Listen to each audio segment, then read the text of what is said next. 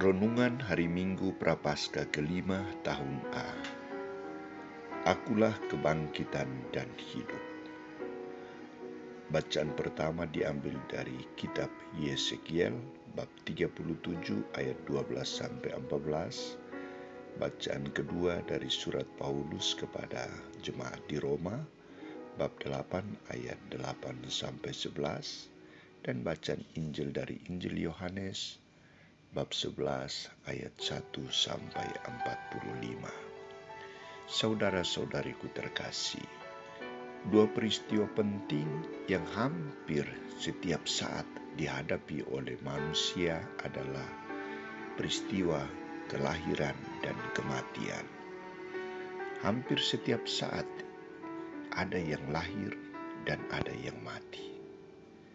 Dalam pekan kelima Prapaskah ini, nada sabda Tuhan yang ditampilkan adalah pernyataan Allah dan Putranya tentang kehidupan. Saudara-saudariku terkasih, Nabi Yesekiel tampil dan mengajak bangsa Israel agar tidak takut dan cemas tentang hidup mereka, karena Allah adalah Allah kehidupan, bukan Allah kematian. Beginilah firman Tuhan Allah, sungguh aku membuka kubur-kuburmu dan membangkitkan kamu, hai umatku, dari dalamnya, dan aku akan membawa kamu ke tanah Israel. Aku akan memberikan rohku kepadamu, sehingga kamu mengalami kehidupan kembali, dan aku akan membiarkan kamu tinggal di tanahmu. Dari ungkapan ini jelas bahwa inisiatif kehidupan itu bersumber dari Allah. Artinya, Allah sendiri membuka kerahimannya untuk menghapus aib manusia, dosa manusia, dan memberikan roh yang baru kepada manusia.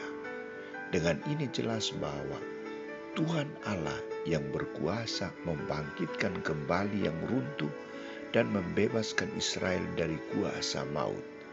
Hanya Tuhan yang akan membebaskan Israel dari segala kesalahan. Bila Tuhan sudah bersikap seperti ini, mengapa bangsa Israel tidak percaya dan datang kepadanya?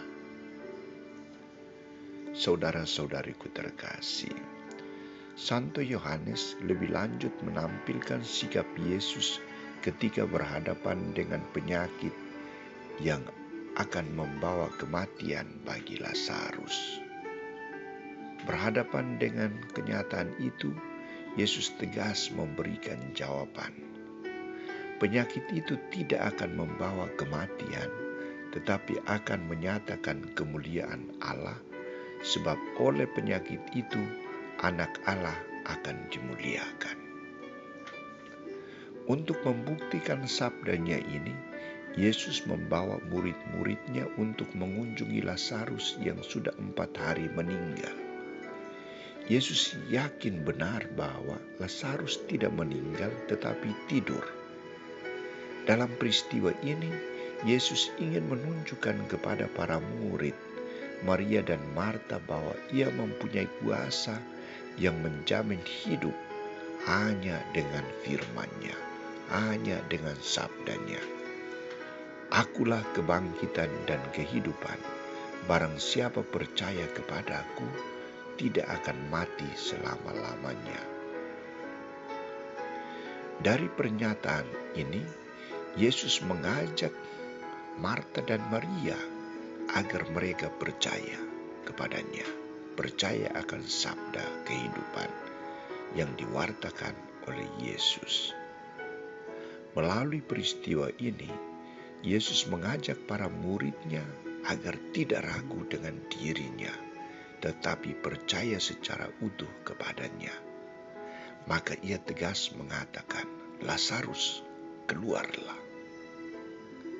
Lazarus keluar. Lazarus hidup. Saudara-saudariku terkasih, peristiwa Lazarus dibangkitkan atau dihidupkan itu terjadi seutuhnya dari kuasa ilahi sabda Yesus. Di samping itu juga karena iman, karena kepercayaan kepada sabda Yesus, kepada keilahian diri Yesus. Maka Kristus memanggil para murid, Marta dan Maria, untuk memfokuskan perhatiannya kepada dirinya, kembali dari segala yang membawa kematian kepada kehidupan yang dibawa sendiri oleh Yesus. Maka tanpa Kristus Lazarus tidak bangkit, tetapi ia akan tetap mati. Tanpa Kristus dan tanpa iman akan Kristus, mereka tidak akan mengalami kehidupan. Saudara-saudariku terkasih, kita telah memasuki pekan terakhir dalam masa Prapaskah.